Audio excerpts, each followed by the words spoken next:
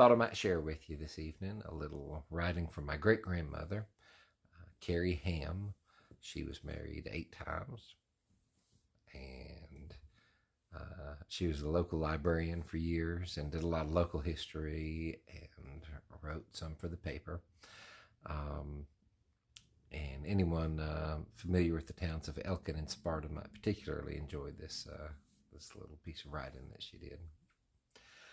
As the modern traveler rolls up and down the new mountain road between here and Elkin in 40 minutes, he seldom pauses to realize that 40 years ago it took 3 or 4 hard days of weary wandering to make the trip.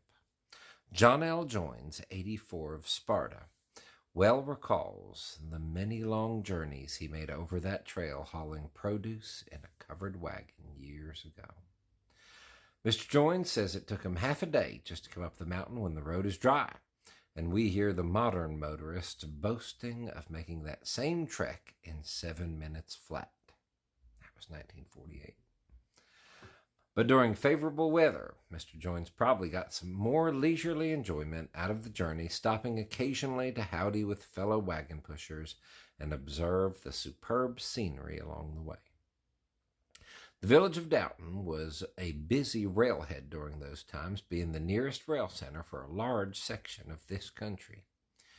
Mr. Joines says that the wagon trail, called the Old State Road, he used in going down the mountain was located in between the present highway and the road now known as the trail, which turns to the left at Roaring Gap and out by the lake.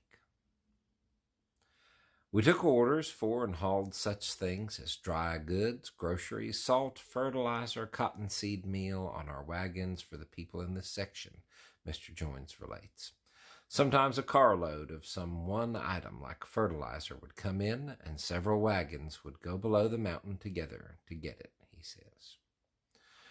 A trip to Elkin took some planning ahead for rations for the driver and horses, and taking along enough clothing and blankets for sleeping out.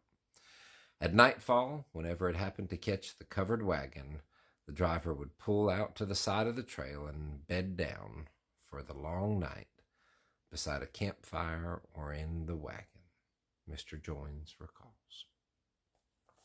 Hard to imagine, really, given that we'd run down to Elkin just to go to Walmart for a couple of groceries now. If anybody happens to have any knowledge or memories or anything connected to this little story, would sure love for you to put that in the comments or send me a message. And I hope you all enjoyed this little bit of writing from my great-grandmother, Carrie Hamm.